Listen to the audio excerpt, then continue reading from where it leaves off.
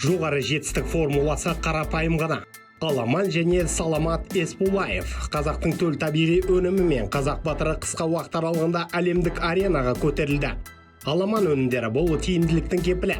Бұл допинг емес, бұл табиғи күшіңізді арттырушы. Көз алдымызда хас шебер ММА-да жасаған алғашқы қадамынан бастап дүниенің беделді ұйымында үздік 5 жауынгер қатарына кіріп отыр. Алда енді тек чемпиондық жекпе-жектер. Қазақтар сарыла күткен чемпиондық белбеуді де бірінші болып Саламат алып келеріне сенім мол. Ал бұл жолда оның сенімді көмекшісі болған Аламанның пайдасына көз жеткізер сәт келді. Біздің өнімді пайдаланып чемпион бол. Ол сенің де қолыңнан келеді.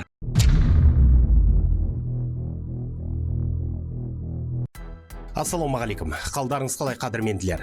Азия чемпионаты жүрісін ала бастады. Ерлеріміз енді ғана кездесулеріне кірісті. Кеше алғашқы боксшымыз ширек финалға қадам басты. Ол 2024 жылғы Азия чемпионатының күміс жүлдегері, 2025 жылғы әлем чемпионы Оразбек Асылқұлов.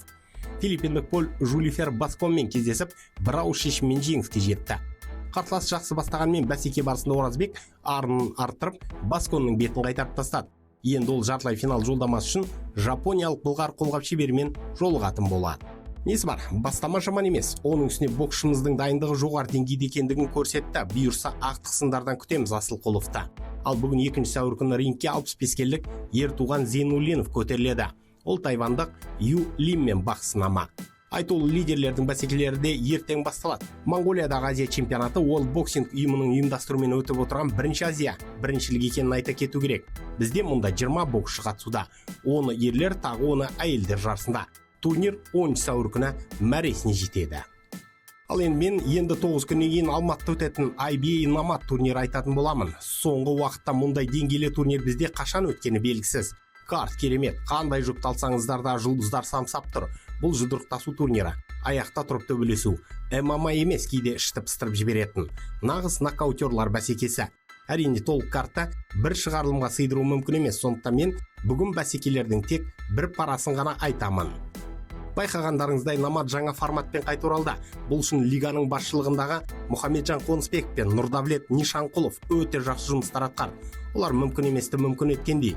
Өйткені басты серіктесті әрі демеушіні Ресейден тауып отыр. Умар Кремлевпен тікелей байланыс орнату арқылы IBA, яғни халықаралық бокс қауымдастығымен уағдаласты. Бұл меніңше лиганың дамуының жаңа әрі тұрақты кезеңі болмақ. Жігіттер өз лигаларын жетілдіру барысында бастарын тауға да тасқа да соққанын көзім көрген. Істері тоқталып қалудың аз алдында да тұрған. Бірақ жас әрі энергиялы жігіттер тоқталмапты. Табанды еңбектің арқасында міне қазіргі деңгейге шығып отыр. Ұзағынан болсын деймін. Мұхамеджан да Нұрдавлет те жақсы қарым-қатынаста жүрген бауырларымыз. Сондықтан істеріне сәттілік тілеймін. Енді карт құралайық. Ең бірінші көзге жарқ ете қалатын Арман Ашимовтың жекпе-жегі. Ол баяғыда мансабын аяқтады деп ойлап жүретінбіз. Қазақ жанкүйерлері бұл баланы өте жақсы көреді. Қалайша жақсы көрмейсің? Балаң жүзді сары жігіттің жымиысына қарап білмейтіндер сабақты жақсы оқитын тәртіпті студент деп ойлап қалуы мүмкін. Ал шын мәнінде ол күліп жүретін киллер деген лақап аты бар атақты Ашимов. Кішкентай бойымен дене тұрқына қарамастан тонна аратын тума талант. Қарсыластарын қоғадай қырады. Нокауттардың патшасы бір сөзден.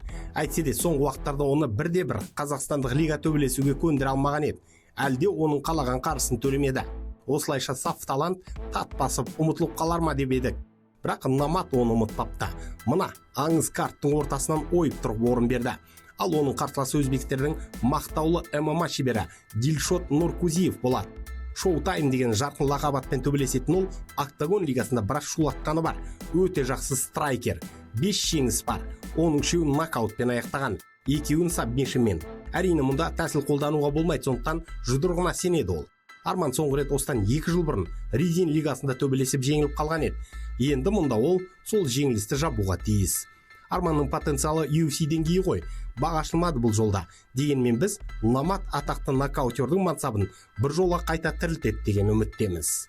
Тура осы кездесуге бола ғана, осы кешті келіп тамашалауға болады. Бұл ма? Картта Қазақстанның батысын тегіс көтеретін тағы бір жауынгер бар. Ол Жалғас Жұмағұловтың айқасы. Қалыс естімедіңіздер. UFC-дің экс-жауынгері қазірде Еуропалық Октагон лигасының чемпионда. Бұл турнирге қатысуға тілек білдірді.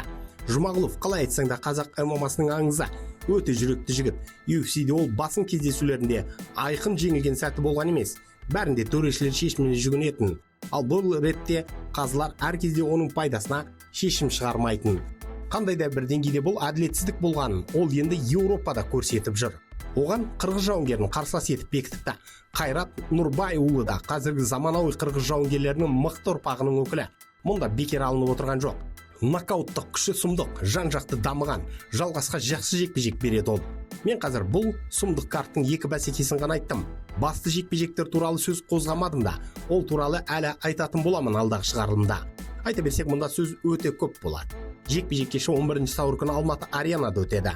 Билеттерді Тикито мен заказ билет стендін сатып ала аласыздар.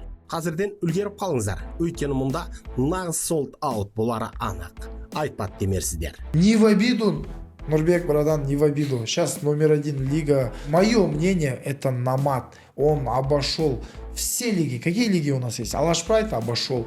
Какие лиги есть? Октагон обошел. Вот не в обиду всем представителям лиг, не в обиду. Номад номер 1 лига. Ну это бесспорно. Бейнематериал ұнады ма? Онда лайк басыңыз, пікір қалдырыңыз. Бұл біз үшін маңызды. Арнаға жазылып қоңыраушаны басып қойсаңыздар, соңғы жаңалықтарды бірден біліп отырасыздар.